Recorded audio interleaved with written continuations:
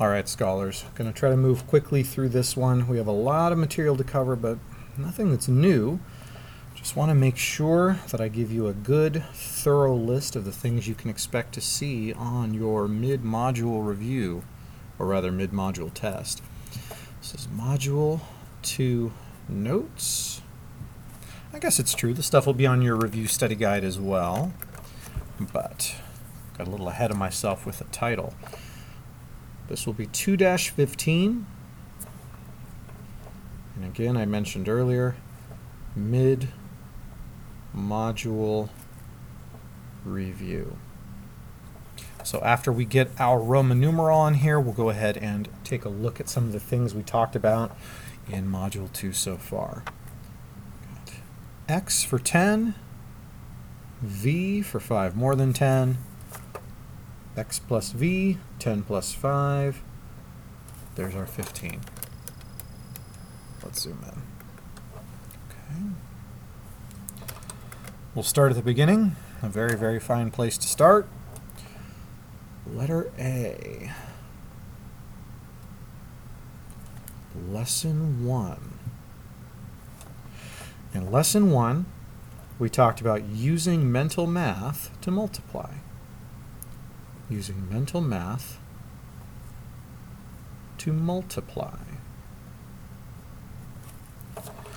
And using mental math to multiply is not something that I am going to push for very often, but when we're multiplying times a multiple of 10, something that ends with a 0, it's pretty nice to be able to do this.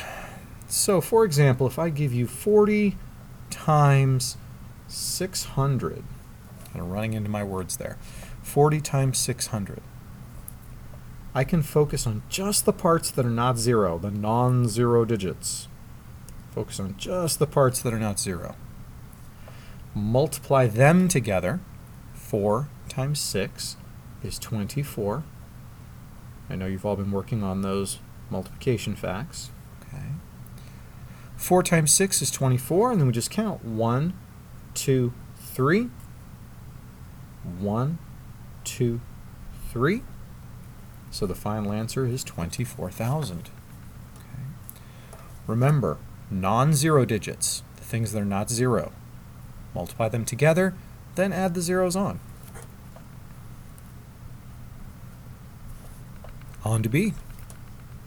For Lesson 2 in this module, for Lesson 2 we talked about estimating larger products. Estimating larger products. And again, if I'm going too quickly, if this is not enough information, go back and rewatch the video for a lesson, look at your notes, check in with someone at home, check in with a friend, make sure that you get your questions answered before the exam. All right, for estimating larger products, let's say I give you 17 times 63 times 315. Now, I cannot use the mental math technique down here yet. I am going to estimate. I am going to round each of these to their greatest place value. So 17 will be approximately equal, if I round to the nearest 10, it's approximately equal to 20. 63, well, that's pretty close to 60. 315, that's pretty close to 300. So, once I have those, now I can use the mental math strategy from before. Now I can go ahead and box up the non-zero digits. Now if I multiply straight across, 2 times 6 is 12. 12 times 3 is 36. I can also use something you're going to see a couple lines down. I can use the associative property. I can group up 2 and 3. I'll do them first. 2 times 3 would be 6, because I know that's easy, first of all. I also know 6 times 6 is easy, 36. Now again, you get the same answer either way, so whatever works for you, but multiplication is nice that way. Multiplication will let you choose the order, or rather the grouping. Let me say the grouping for the associative property. 1, 2, 3, 4 zeros. 1, 2, 3, 4 zeros. your answer is approximately equal to 360,000. Actual answer would be a little different, but for our purposes, that'll do. Remember, on the test, on the activities I give you, you're rounding to the greatest place value, whether that's tens or hundreds, or if I give you decimals, if you're rounding to the nearest whole number. Okay, lesson number 3. Just moving right along. In lesson number 3, we talked about reading and writing numerical expressions. This can help you with word problems. It also just helps in class if I ask a question and you want to share your thoughts, share your answers. Sorry, there we go. Writing expressions, writing numerical expressions. This helps you share your thoughts and read them properly.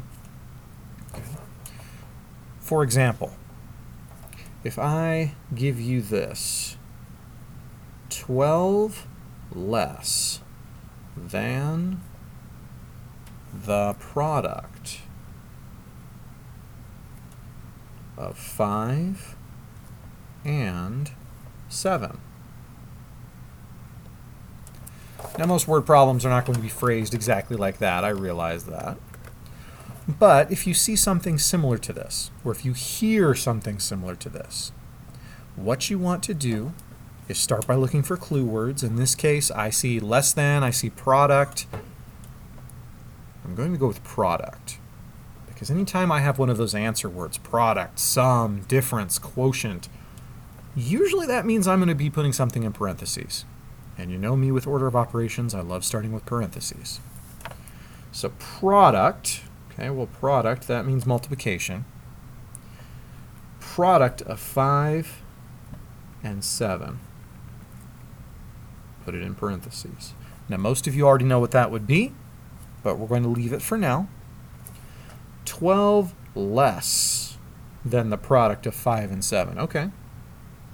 12 less means I'm going to be subtracting 12 from this. Whatever that is, I want 12 less than that. Well, we know that 5 times 7 is 35. So 35 minus 12 should equal 23. Anytime you see something that says evaluate an expression, that's what it means. Okay, solve it. Get to here. Obviously, you'll need to go backwards sometimes as well. The product of 5 times 7 minus 12, they'll give you the numbers and you need to try to write it. Okay. All right, letter D. Letter D. We talked about how to use, whoops. I need to make sure that I write the lesson number so that you can go back and refer to that. This is lesson 4, excuse me. And I want to be doubly careful since we skipped a few lessons. For lesson 4, use multiplication properties. Now the actual title was a lot longer than that, but this is going to do for now. Basically, you should know how to use multiplication properties. I mentioned them during class. We've practiced them. We're going to keep practicing them. A lot of these things you know, you just don't always remember the word, the name that goes with it. The first one I gave you was the commutative property. The commutative property, and you can always go back to lesson 4 notes if you need more information, more detail. But the commutative property says if I have something like this, 3 times 2, that is exactly the same. It is equal to 2 times 3. First of all, most of us are already seeing that this is 6. This is 6. Okay. But the big thing is here the order. Commutative property, the order doesn't matter. Now this is different than our other property, the associative property. The associative property is very similar, I understand. But what's happening is this. If I have more than 2 factors, let's say 3 factors in this case, then the way I group them doesn't matter. I can multiply 4 times 5 and get 20. 20 times 6 would be 120. Or I can do these first. 5 times 6 is 30. 30 times 4 is 120. Multiplication says that because of the associative property, I can group them however I would like. I could do 4 times 5, I could do 4 times 6, I could do 5 times 6. They'll all work out the same. Last one is the distributive property. The distributive property is what allows the area model to work, and that's what we're going to be doing in just a moment. Distributive property says if I have something that looks like this, 6 times 32, 6 groups of 32. That's the same as saying I have 6 groups of 30 and 6 groups of 2. I'm just pulling apart the 30 and the 2. 6 groups of each, and if I add them together, I'll get the answer. Okay. And really, this is a good mental math strategy because if you use it in combination with the zeros up here, 6 times 30 is 180, plus 12 is 192. I can multiply this in my head very quickly. This is also what the standard algorithm is based on, although again, I know we don't usually talk about it that way too much. All right, moving to lesson 5. For lesson 5, as mentioned a moment ago, we are discussing the area model. Now I'm not going to work, well, we'll do a quick one. Let's say I have 14 times 27. I am always going to start by drawing a rectangle. Don't worry about how many pieces to split it into just yet. We'll deal with that shortly. I'm going to look at each number, each factor I should say, and I am going to write it in expanded form. 10 plus 4, 20 plus 7. Then I'm just going to draw straight lines out from all the pluses. So see, that broke this into 20 and 7 columns. Here's a 10 row up above, a 4 row down below. Now I'm going to go quickly through this, but at this point you just multiply like on a multiplication chart. 10 times 20 is 200. 10 times 7 is 70. 10, oh, done with 10. 4 times 20, that would be 80. 4 times 7 is 28. When I put all of these things together, 200 plus 80 plus 70 plus 28 takes up a lot of space. 0 plus 0 plus 0 plus 8. 8 plus 2, I'm going to use the associative property of multiplication. Addition, excuse me, Mr. Landre. Associative property of addition. 8 plus 2 is 10. Plus 7 is 17. Carry the 1. 1 plus 2 is 378. Okay. Now for this next section, letter F, we're actually going to squeeze in a few. This is going to be for lessons 8, 10, and 11. All of these lessons, all of these sections deal with the standard algorithm. All of these lessons deal with the standard algorithm. Okay. Some have decimals, some do not. Okay. Some have decimals, some do not. In fact, let's write that.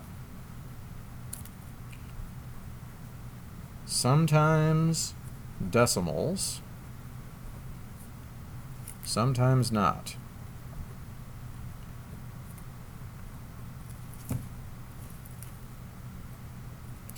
The number of decimal places in the factors determines the number of decimal places, determines the number in the product. So be very careful with that. You are not just bringing the decimal down. Sometimes it will look like that, but that is not what's happening. Be very, very careful, please. All right, we're at 15 minutes, so the last one you need to be aware of. This was lessons 13 and 14. So lessons 13 and 14, this is when we were converting measurements with decimals. I'm going to do 2 with you very quickly, and then if you still need assistance, you're going to want to check with someone, watch a video, check with me. Look back at your Learn book at any that we didn't get a chance to do, and go ahead and challenge yourself. Okay. Lessons 13 and 14, converting measurements with decimals. So for example, if I give you 52 let's start with 52 meters. Let's do 52 meters first. If I have 52 meters, that's going to be equal to some number of centimeters. We don't really know how many right now. But I know that 1 meter is equal to 100 centimeters. And in fact, let's make sure that we're showing that mathematically. So sorry, get rid of the arrows. Shame on me. Let's use equal signs. Let's do it properly. The arrows will go kind of above and below because I want to go from meters to centimeters. Meters to centimeters.